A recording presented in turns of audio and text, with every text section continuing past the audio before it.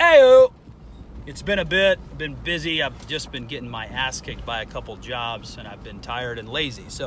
But I wanted to do a real quick video. I've actually been thinking about this for some time, and I just left an apartment where one of the young guys there is working on becoming an orthopedic surgeon. And in his when he's, in the summertime, he works construction for extra money and whatnot. He wants to know how to do it, and we just got to talking. And I told him this, and I've actually been wanting to do a video about this for some time. If you get to a point where you're generating for yourself vast income, and for me, vast income, in Indiana, if you're doing 75,000 plus, you're doing really well. But definitely if you're 150 grand up a year, it really doesn't behoove you, in my opinion, to take on the risk of home repairs, cleaning the gutters, or decorations, putting up Christmas lights, whatever the case may be. It doesn't behoove you to do that for two reasons. I'm gonna get kind of gross in this video, but whatever, who cares? If you're making vast amounts of income yearly, if you're making 150 plus, it doesn't make sense for you to climb 30 feet in the air to clean your gutters. It just doesn't. Nor does it make sense for you to put Christmas lights on. It doesn't make sense for you to power wash your house. It doesn't make sense for you to do tree work, because if you get hurt or if you get killed, you've basically got hurt and or died over something that cost you. My tree work starts at $500. Power washing is anywhere between $175 to $350, whatever. But you've basically died for a fraction of the cost of what your yearly income is. And think about it this way. This is where it's going to get gross. Imagine, you're making 150 plus a year. You're doing real successful. This kid, if he can become an orthopedic surgeon, I think they start at like 250 grand a year. It's crazy high. But of course their loans are high. But imagine you're making $250,000 a year. You go up to clean your gutters. It's the fall. They're full. And you fall and die. You fall, you hit your head, you die. Maybe you die instantly. Maybe you die in a week. Who knows? Who cares? For the purpose of it, think about it this way. If you have kids, you've just left your kids where you could have paid someone like me $250 to clean your gutters. You're no longer able to raise your children because you're now dead because you cleaned your gutters. Let's hit it home even harder. This is where it gets a little gross. Think about your wife. Whatever sexual position or sexual activity that your wife enjoys you doing to her, you are no longer able to do that because you're either dead or paralyzed. I mean, I know that's kind of hilarious, but really think about that. Imagine if you go up, you're making great money, you go up, you clean your gutters, you're cutting down a tree. I had a friend of mine, of course he lives in the backwoods, it's a little different. He was cutting wood, he was cutting a tree down, and a branch popped up and literally knocked him out. He's lucky he's alive because he could have fallen into the saw, he could have fallen and hit his head again. Literally a branch popped up, knocked his ass out, okay? So imagine you're doing anything like that, any work that's somewhat dangerous, and you die, and you're no longer able to facilitate, doggy style with the wife, reverse cowgirl, whatever. Think about anything.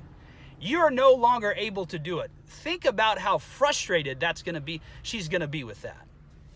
I know that sounds a little crazy, but think about that. Yes, I know most people move on. I understand that. But in that moment, you're no longer able to provide for your spouse something that was not only extremely important for a relationship, but it's something that probably she very much enjoyed or he very much enjoyed. I know of a gal who's in her 60s who climbs 30 feet in the air to clean gutters. It's insane. It's crazy. And she's got money, cash, vats of cash. It's nuts. If you get to a certain point, and this is the first half of the argument, I'm going to do the other half here in a bit.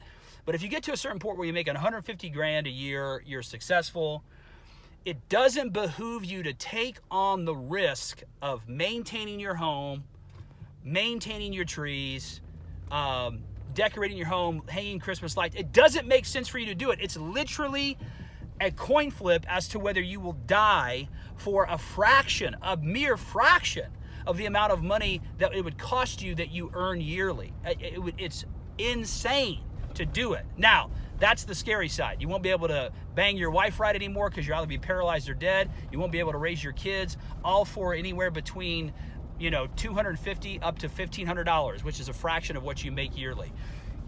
Now, here's the egalitarian point of it, though. I got to roll the windows down, so if the sound changes, I'm sorry. If you are making 150 grand plus, you're living within your means, you're successful, you're budgeting correctly, you have expenses, you don't have bills. Remember, poor people have bills, rich people have expenses. It's egalitarian of you to actually have guys and or gals come out and clean your house, do your tree work, clean your gutters, power wash your house, do all that stuff, because you can become an economy unto yourself. You can literally become the heartbeat to an economy for guys like me, gals like me, who have service industry based jobs that are somewhat dangerous, if not just very difficult. You get to become an economy you get to become the heartbeat of an economy that can feed hundreds of families, just by calling some dumb shit like me, Zach, clean my gutters. Hey, Zach, there's a tree, it's dead, I want it knocked down, what's your price? Great, $1,200, you're gonna take it away too? Great, take care of it. Love it, appreciate it. Not only are you protecting yourself from getting seriously injured or dying, you are literally feeding my family through me. Now, I'm not saying this just for me, I'm saying it just in general. And I've ranted before about tipping Starbucks workers and not buying the SOB behind you a coffee. You should go watch that video if you haven't seen it. It's 100% correct, it's gospel truth. But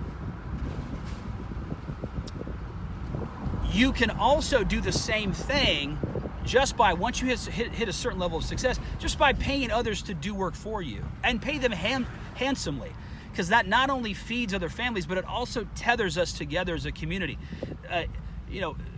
The free market capitalism can tether a community together better in a lot of ways, not always, but in a lot of ways, better than government can. Concordantly, government can tether a community together better in some ways than the free market and capitalism can. And if you can have both, you're pretty much unstoppable. But if you're in a position where you're blessed and you have wealth because of your skills and your hard work and your stewardship of your finances, one, don't do physically hard, dangerous work, because one, it's not worth the risk. But then number two, you get to be the Henry Ford. You get to be the Bill Gates. You get to be the Jeff Bezos or Steve Bezos, I don't know what the fuck his name, Rocket Man. You get to be these individuals that literally allow Rockefeller, that allow families to thrive and survive because you're hiring them. And that's a powerful, powerful position to take. It's amazing. It really is. So, I wanted to get this video out here for a while because I know I said I didn't want to get political, and I don't, but I do want to touch on this real quick. Whatever your opinion or notion is of taxing more and taxing the rich or the supposed rich and giving to the poor or creating subsidies, yada, yada, yada, whatever your notion is of that, whether you think it's right or wrong, I want to put this to you. Is it more efficient, and this is the question, is it more efficient for us as citizens to have a third-party system redistributing our dollars in the manner that they think, because we live in a republic, thank God we don't live in a democracy or a total democracy, we live in a democratic republic.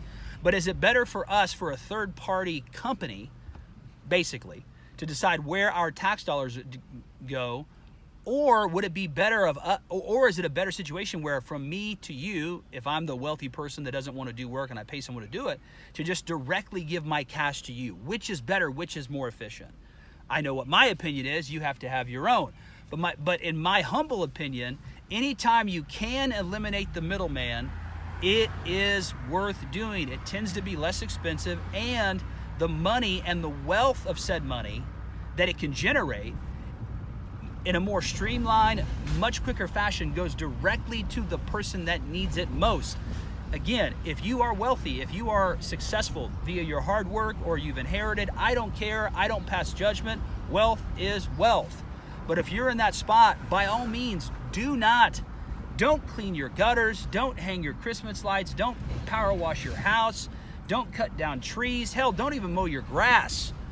Let somebody else do it for you. Fit it into your budget to where you can be the heartbeat of an economy for hundreds of families, for hundreds of people.